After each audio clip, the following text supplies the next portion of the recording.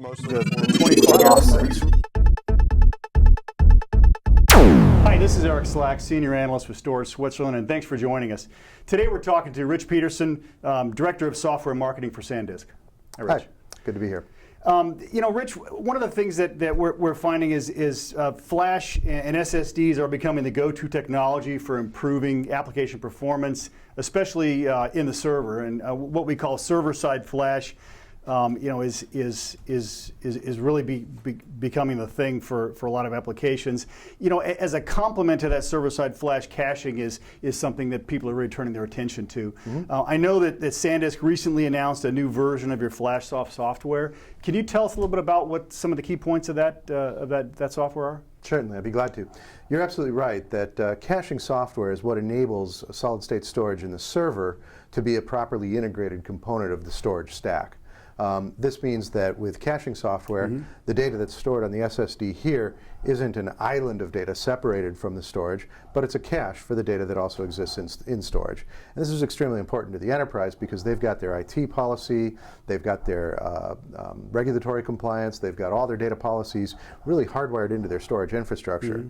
So what caching on an SSD in the server does is it gives you greater storage performance without any substantial changes to the storage infrastructure that you've already got. So with FlashSoft, what we did in June was we introduced FlashSoft 3.2, and like the previous versions of FlashSoft, that enables the SSD installed in the server to be used as an intermediate cache for the underlying storage.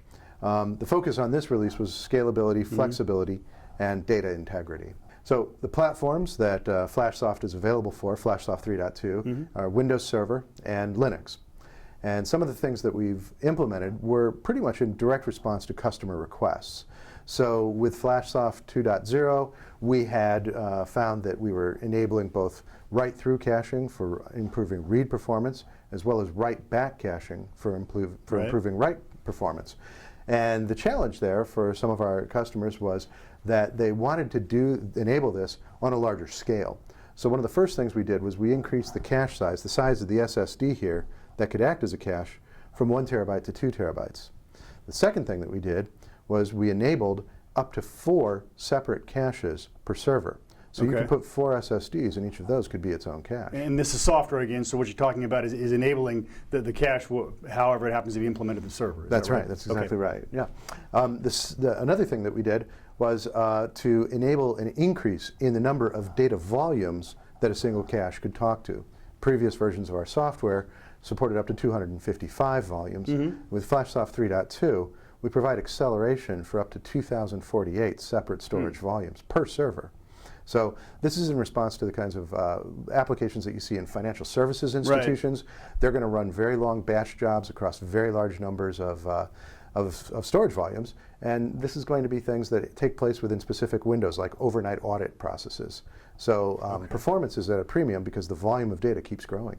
And that's an increase, you said, to 2,048 from 256. Oh my goodness! Okay, yeah, that's quite a bit.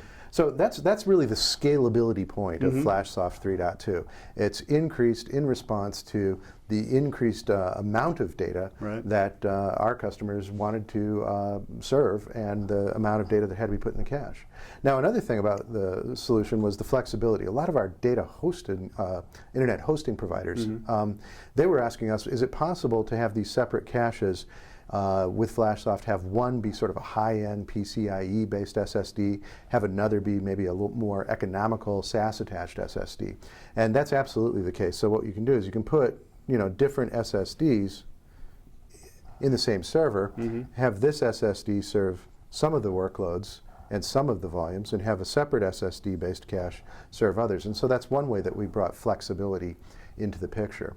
But one of the most interesting additions that we really did was to implement a logical volume manager directly in the FlashSoft cache. And what this does is this enables us to mirror 2 SSDs so that they can act as a single logical volume. It's effectively the same thing as what you get with a RAID 1 configuration, but when you're talking about the performance characteristics of SSDs, you find that RAID 1 would introduce latency. So this is a zero latency, safe write-back cache. If one of the SSDs should fail, all the data is on the other SSD. That switches to a write-through mode, and everything is safe in storage. And that's the data integrity piece then you're talking about? That's exactly right. Okay. Yeah. So, overall, what you mentioned, the idea here is to increase application performance. But one of the things to emphasize is that we're not only increasing application performance on the SAN, but when we're executing all this I/O up here in the server, we're actually reducing the I/O that has to traverse the SAN and hit the storage infrastructure.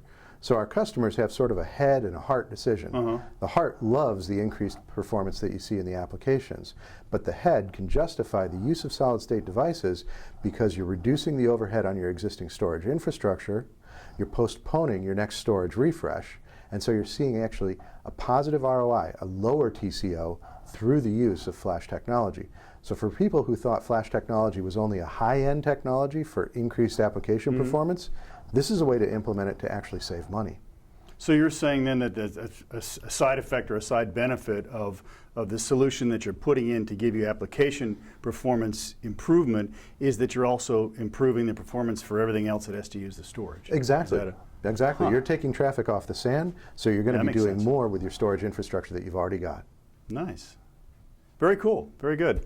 Well, great. Rich, thanks for being with us. This was a really interesting information. And this is Eric Slack, Senior Analyst with Storage Switzerland. Thanks for joining us.